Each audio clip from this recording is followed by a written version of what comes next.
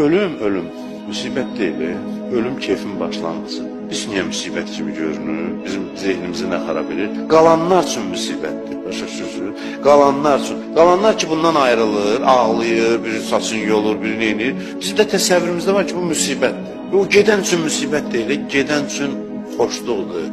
Əgər başa düşübsə ora gedir. Biz də onu başa salmağa çalışırıq ki, başa düşsək ora gedirik, hamımız xoşluqla qəşəng köçərik bu dünyadan.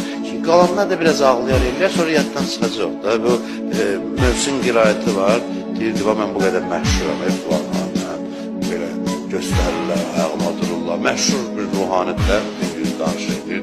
Deyir, mən öləndə 3 səs çıxardacaq ama. Deyəcəklə filan kəs öldü, bir deyəcək, deyəcək, bir deyəcək, o.